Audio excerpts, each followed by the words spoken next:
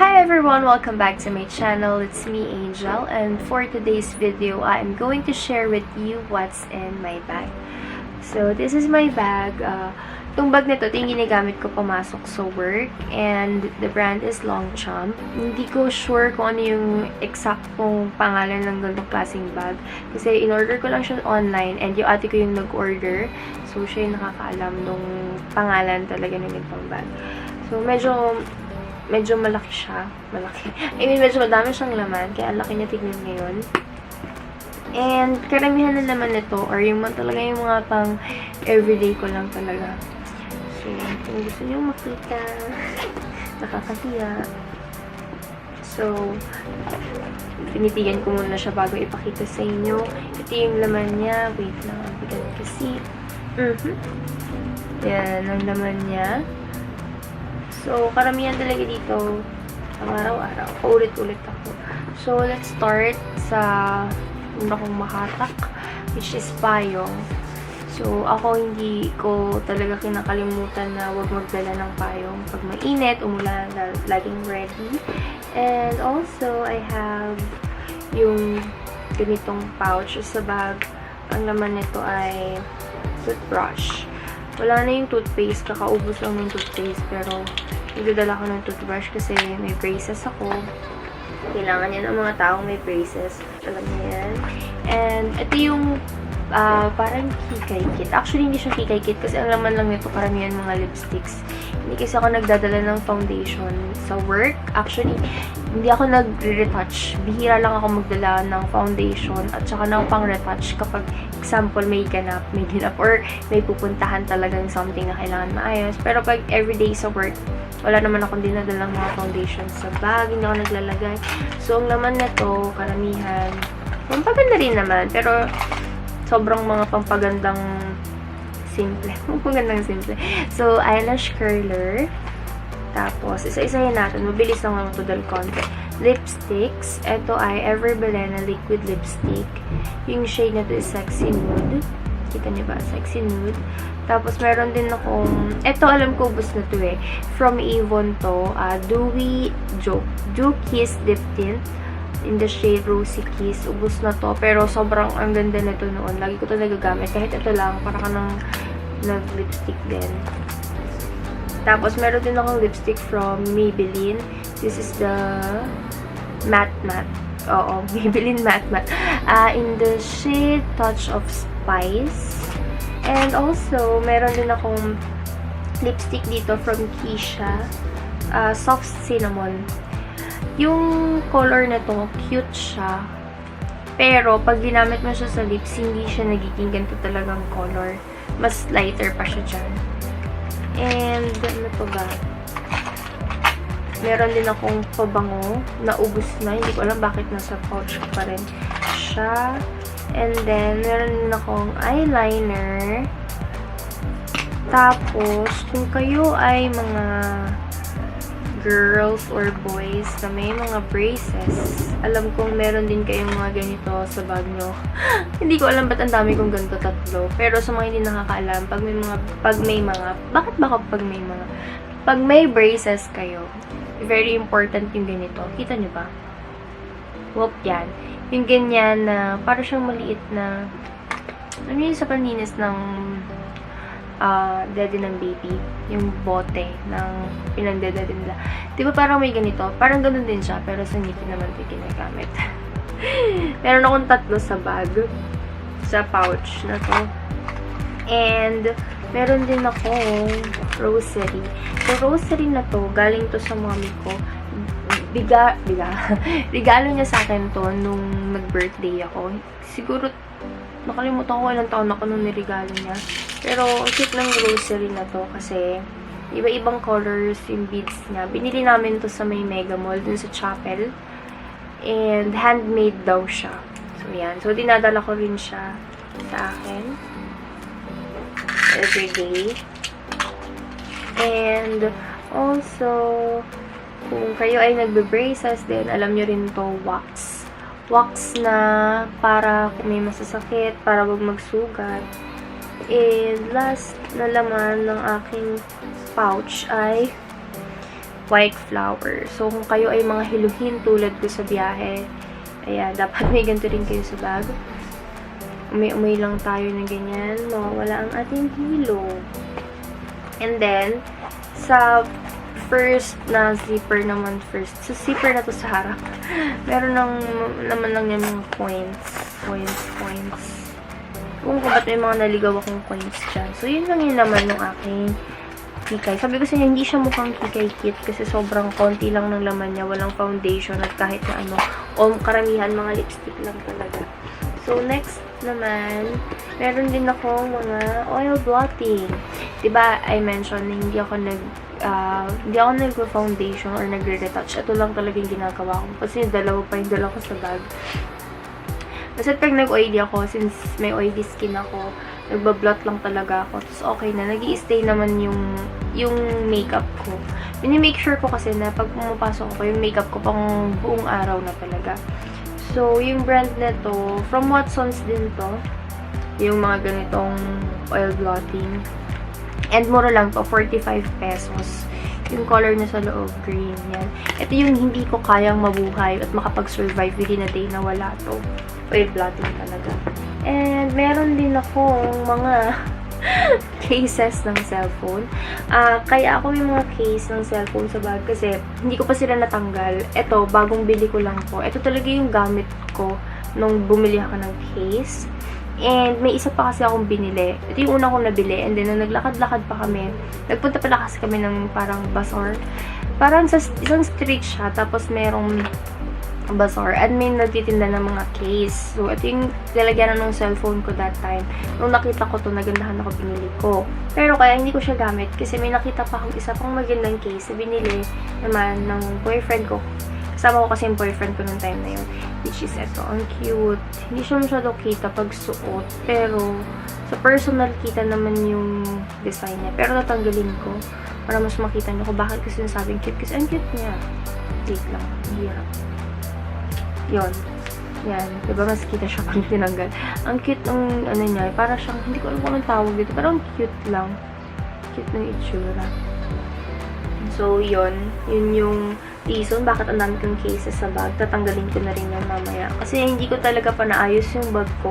Hindi dito pa yung mga gamit ng mga nakaraang araw. And, meron din akong charger ng cellphone. Cord. Tapos, meron din akong mga earphones. Itong earphones ko, earpods, nakalagay siya sa ganitong plastic. Ang purpose, kaya ako siya nalalagay sa ganitong plastic kasi para maingatan siya. Kasi diba pag yung mismong earphones ang ilalagay mo sa bag mo, tapos yung bag ko malambot. Malambot kasi siya, hindi siya yung something na matigas sa bag na matutuunan mo rin yung mga gamit sa loob. So, kailangan ko ng something matigas sa ganito para wag siyang madagadaganan at wag siyang mabilis masira. So, yun.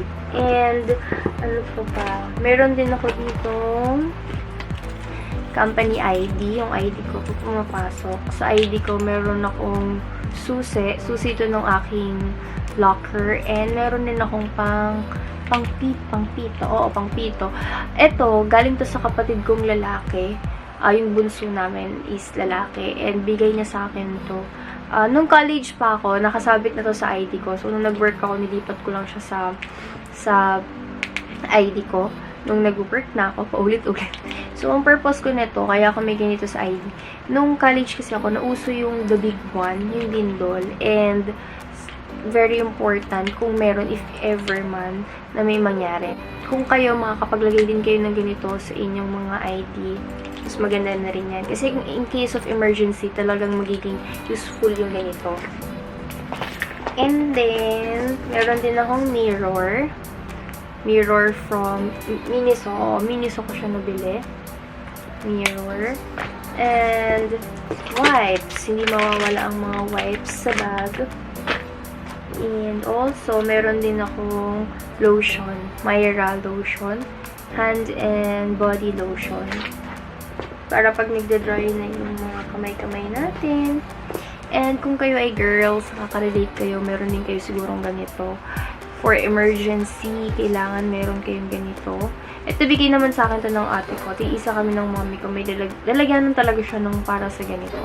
So, dyan mo na ilagay yung mga ano mo. Case of emergency. Meron ka sa bag mo. And then, pabango. Yung pabango ko kanina, dito sa Kikay Kit, ito yung malaking version niya. Ito yung maliit. Ito yung malaki. Actually, paubos na rin siya. Sinasaid ko na lang siya.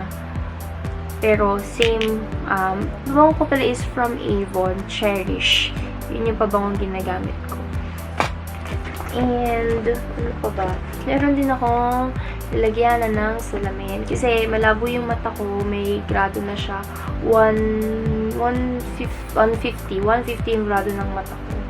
And, sa mga araw na ayaw kong mag-contact lens, nagsasalamin ako. Ito yung aking salamin.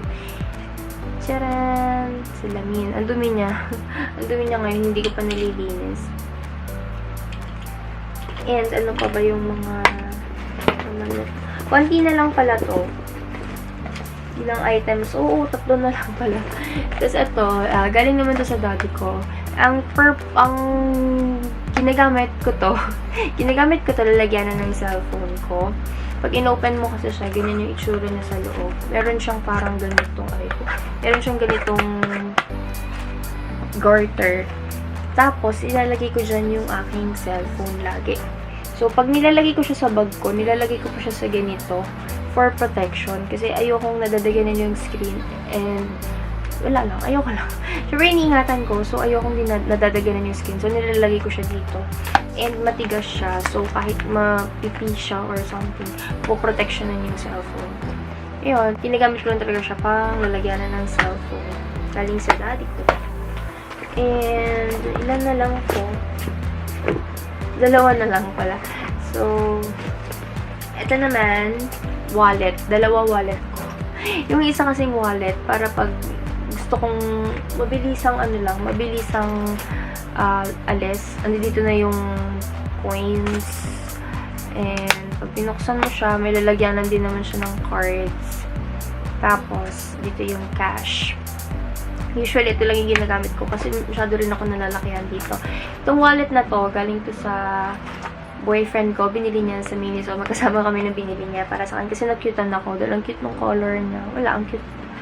Tapos, ito namang wallet na to, galing sa daddy ko. Pinigay niya sa akin to nung nagkaroon na ako ng work. Kasi since magkaka-work na daw ako, dapat ipaglalagyan ako ng makasweldo ko. Ayan, ganyan. So, huwag na natin buksan kasi nakakahiya. Pero, yun. Isa lang sa may share ko sa inyo dito sa wallet ko. Nahilig akong mag-collect ng mga bills na bago. So, kung papansinin nyo, may marami akong bills na bago dito. Parang laging Pasko. Ewan ko, bakit naging ugali ko siya. Basta every time na may isusukli sa akin na bago, hinihiwalay ko siya, nilalagay ko siya dito sa part na to ng wallet na to, yung sa dulo. And, lahat sila bago. Lahat to naipon ko. Alam ko kung na nagkakamali, 1,000 plus na rin to. Basta, every time na sinuklian ako ng bago, ilalagay ko siya doon, hanggang sa naipon ko na siya. Yan, dami na nila. Ang kapal nila. Kaya ang kapal din talaga na tong wallet kong to. Yun, isa yun sa bagay na ginagawa ko. Basta pag nakakita ko ng new bill, tinatabi ko siya sa gilid ng wallet ko. And then, yun lang. Yun na lang. Sa huling mga items na ubos na, the rest, basura na yan. Mga resibo na hindi ko tinatapon. And, mga blotting na pinagtatapon ko dyan. Dito naman sa side ng, side pocket ba tawag? Sa pocket ng gilid. Tinagalog ko lang. Meron akong mga lipstick. Ito yung mga lipstick na ginagamit ko na yung pag nagmamadali ako. Yung talagang kukuha lang. Actually, ito yung mga lipstick na ginagamit ko for everyday. So, ito yung isa sa favorite kong lipstick. Ito yung Ever Belena na in the shade Toast of New York. Maganda yung color nito. Ayan. Yung kulay niya sa camera, parang masyadong dark. Pero sa totoo, hindi naman siya ganun ka-dark. And maganda siya, para siyang natural. Hindi siya natural kasi makikita mong naka-lipstick ka. Pero parang nagko-complement lang siya sa akin. Kaya gusto ko.